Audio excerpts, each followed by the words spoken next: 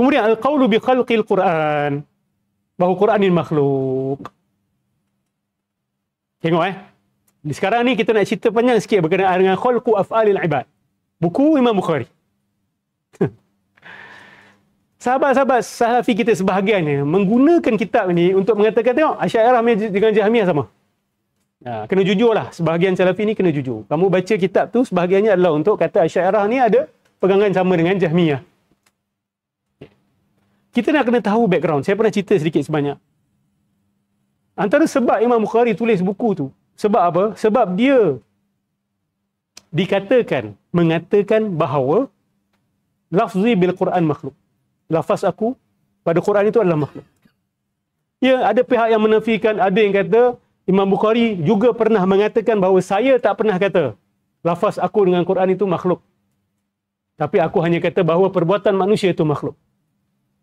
Tapi bila kita tengok, kalam itu sanad dia tak kuat. Dhaif. Ibn Taymiyah quote. Ibn Qayyim al-Jauziyah pun quote. Tapi kalau tengok sanad, dhaif. Dan kalau nak tahu, cerita sebenar dia, atau cerita yang berlaku yang tak dapat ditolak. Orang-orang seperti Az-Zuhli, Abu Hatim Ar-Razi, Abu Zur'ah, mengatakan bahawa Al-Bukhari, Imam Bukhari, mengatakan bahawa lafaz aku dengan Quran itu makhluk. Sehingga Imam Bukhari dipulaukan di zaman dia. Imam Bukhari dipulaukan. Dihalau oleh Az-Zuhli. Secara, dia buat pressure, dia memberikan tekanan, sehingga Imam Bukhari left the place. Dekat Nishapur kalau tidak silap saya pada waktu itu. Tengok tajuk buku dia. Khalqu af'alil ibad. Bahawa perbuatan hamba itu makhluk. Katalah kita terima bahawa Imam Bukhari pernah nafi. Dia kata, aku pernah mengatakan bahawa lafaz aku dengan Quran itu makhluk. Katalah dia pernah nafi benda tu. Yang aku kata, perbuatan manusia itu makhluk. Bagi saya tak ada masalah pun kita terima. Iaitu kecerdikan Imam Bukhari. Memang literally, kemungkinan dia tak pernah sebut lafaz aku dengan Quran makhluk. Tapi, orang yang cerdik akan faham. Bila dia kata, tapi perbuatan manusia itu makhluk. Khalas. Lafaz kita kepada Quran itu perbuatan kita tak? Jadi boleh fikir sendiri, Imam Bukhari ni cerdik, sahabat-sahabat. Dia tengah menghadapi tekanan yang begitu luar biasa. So, dia nak kena careful with his words. Dia nak kena berhati-hati dengan perkataan dia. Okay.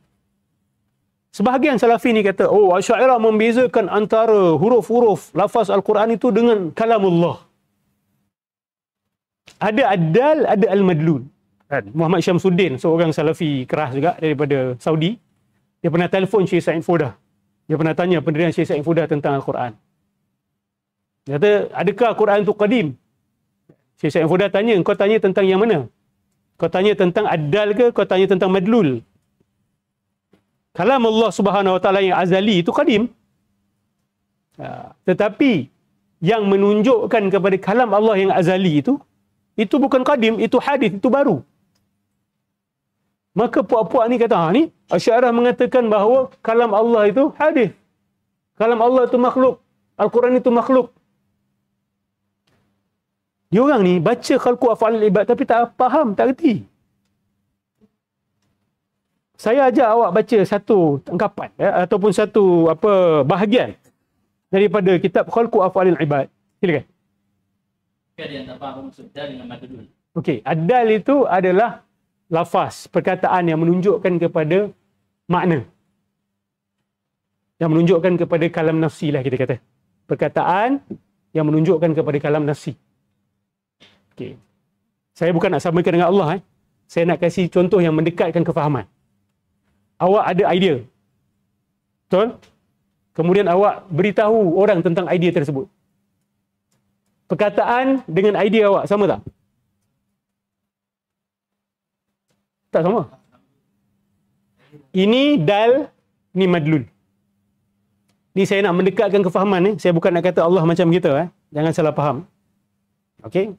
So ada kalam nafsi dan ada kita kata apa ke? Kita panggil sebagai ad-dal tu lah. Ad-dal kepada madlul itu. Yang menunjukkan kepada kalam itu. Saya pernah cerita pasal kalam bil makna al-masdari dengan al-hasil bil masdar, tapi susah. Benda ni complicated sikit. Jelaskan. Kalam ni dia ada dua kan. Satu, okey, wujud. Saya kata wujud. Wujud ada dua. Satu kalam bil makna al-masdari. Wujud yang berbentuk abstrak. Mutlak. Wujud, existence. Lagi satu wujud yang berbentuk pengzahiran wujud itu. Iaitu awak wujud. Ni wujud, saya wujud, cermin mata saya wujud, pokok wujud. Itu bil makna al-hasil bil masdar. Dia terhasil daripada masdar. So wujud, existence in itself, and wujud boleh merujuk kepada the existent object. Faham? So the first one is wujud bil makna al-masdari, yang kedua adalah al-hasil bil masdar. Kalam pun ada macam tu juga. Kalam ada bil makna al-masdari dengan ada makna al-hasil bil masdar. Okay. So bila ditanya kepada Syekh Said Foda benda ni, so dia bezakan antara adal dengan madlul. So dia orang kata, tengok, Syarah telah mengatakan bahawa Quran itu hadis. Ada seorang ustaz ni, dia nama dia Syafiq Abu Mubarak kan. Ya. Dia buat Facebook.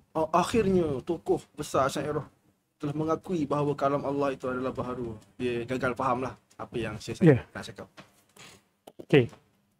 Berbangkit daripada situ, saya nak tanya awak.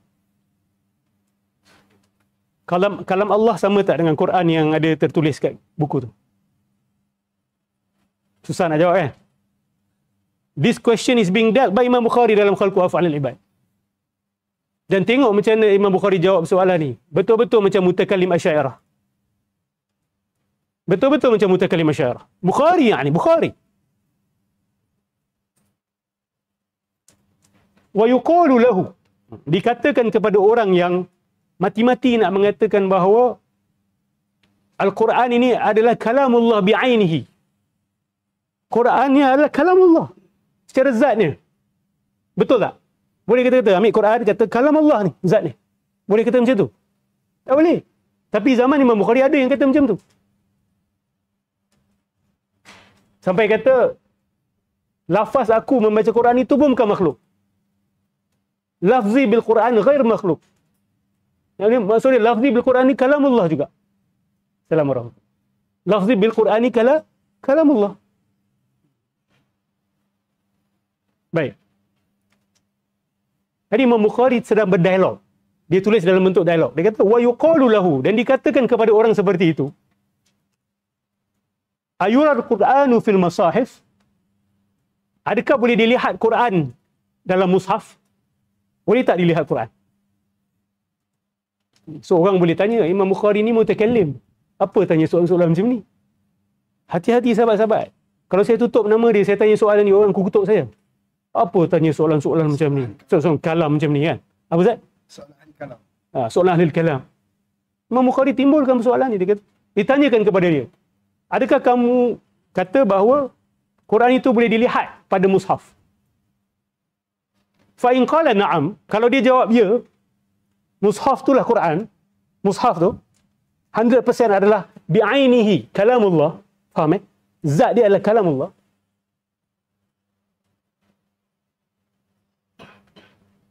Faqad za'ama, maka dia telah menyangka bahawa sifat Allah Subhanahu wa taala itu boleh dilihat di bumi ni. Sebab kalamullah sifat Allah tak? Kalamullah sifat Allah.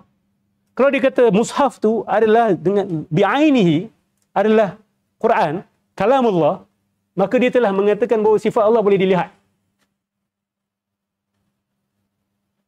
Sedangkan ini bercanggahan dengan apa Allah sebut, la tudrikul absar wa huwa yudrikul absar. Betul? Mata tak akan boleh lihat Allah Subhanahu wa taala, maksudnya di muka bumi ini, tapi pandangan Allah Subhanahu wa taala menggapainya. Wa huwa yudrikul absar. Fa in qala, kalau dia jawab pula, yura kitabatul Quran faqad raja'a ila al-haq. Kalau dia kata dalam mushaf ni aku hanya melihat tulisan Al-Quran, maka dia telah kembali kepada kebenaran. Maka dia telah kembali kepada kebenaran. Saya nak tanya awak, lafaz saya dengan dakwat yang tertulis dekat atas mushaf sama tak? Lafaz saya dari segi kemakhlukannya. Yes. Amir Dakwat tulis Quran. Dengan saya baca Quran. Quran itu, tulisan mushaf tu, makhluk tak? Makhluk.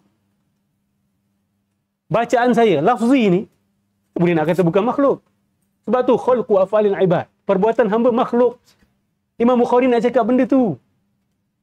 Menyokong pendirian Asy'ariyah. Kalau dia hidup zaman Asy'ariyah, dia Asy'ari ya ni. Tapi dia hidup sebelum Imam Abu Hasan Asy'ari. Tapi ini pendirian Asy'ariyah. Tak habis lagi. Tengok macam mana dia berkalam. Dan ditanyakan lagi kepada dia. Hal tudrikul absaru illa al-lawn? Bukankah mata ni hanya boleh melihat apa yang mata lihat tu hanyalah warna? Bukankah yang mata lihat tu adalah warna? Kalau dia kata tidak, dikatakan kembali kepada dia, bukankah warna tu hanya boleh wujud pada jisim? Ada pihak sampai kata apa? Apa isu jisim tak jisim ni? Ha? Ni ahli kalam yang start. Ahli kalam kan Imam Bukhari? Silakan. Ha? Oh, badan kan. Takrif jisim apa? Badan kan. Lafaz jisim digunakan dalam perbahasan akidah ni. Dah ada dah ni. Imam Bukhari ni. Dalam khalqu af'alil ibad. Yang digunakan untuk hentam Asy'ariyah sebenarnya menyokong Asy'ariyah. Bukankah warna tu hanya ada pada badan? Kalau dia kata ya, maka dia telah menyangka bahawa Quran itu jisim. Maksud dia telah menyangka bahawa kalam Allah itu jisim. Hai, syuf. Yatakallam ka Asy'ari khalis. Ya, dia bercakap seperti seorang Asy'ari yang khalis. So secara tak langsung kita boleh faham dekat sini, Imam Bukhari menafikan Allah itu jisim, sifat Allah itu jisim. Alas. Imam Bukhari tak payah sebut Allah bukan jisim, sifat Allah bukan jisim. Tak perlu, awak boleh faham. Orang cerdik boleh faham daripada sini. Mafhum mukhalafah ni. So, bagi yang kata Asy'ariyah mengatakan membezakan antara kalam Allah dengan sebutan kita, bahawa ini Asy'ariyah membeza-bezakan. Ada yang baru, ada yang qadim. Maka Asy'ariyah mengatakan bahawa Quran itu baru. Maka berani tak nak mengatakan bahawa Imam Bukhari juga membuat pemisahan itu? Jangan lupa Imam Bukhari di-oppressed sebab dia kata lafzi bil Quran makhluk. Lafaz aku dengan Quran itu makhluk. Jadi oppressed oleh orang-orang yang menjadi ikutan besar golongan Salafi hari ini juga.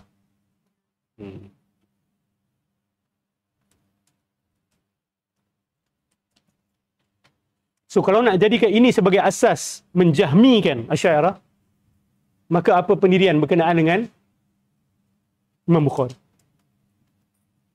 Kita boleh juga mengatakan bahawa Imam Bukhari, kalau kita nak play devil's advocate, Imam Bukhari tak selari dengan apa yang Allah sebut. Hatta yasma'a kalam Allah. Kan, kalau ada musyrik minta keamanan daripada kita, bagi dia keamanan. Sehingga dia dengar kalam Allah Subhanahu Wa Taala. Macam mana seorang musyrik boleh dengar kalam Allah? Adakah wahyu Allah akan turun kepada dia? Tak, dia akan dengar dari bacaan manusia lain. Jadi bacaan manusia lain boleh juga dipanggil sebagai kalamullah. Tapi kalau kita dive deeper, kalau kita dissect deeper, kita akan tahu bahawa kalamullah yang Allah rujuk tu adalah pada bacaan manusia lain yang makhluk, bersifat makhluk. Lafaz saya makhluk, saya membaca. Ada mula, ada habis, ada suara, ada udara, itu semua makhluk. Itu kelemahan. Samalah juga dengan ditulis di atas kertas. Apa beza suara saya dengan yang ditulis dalam kertas? Dua-dua makhluk, betul? Itu yang Imam Bukhari tengah bahas ni. Ini yang menjadi isu besar antara mereka dengan Imam Bukhari. Kami bersama dengan Imam Bukhari. Anda bersama dengan siapa? Who are you with? We are with Al-Bukhari. So nak jahmikan sekali pendirian ini,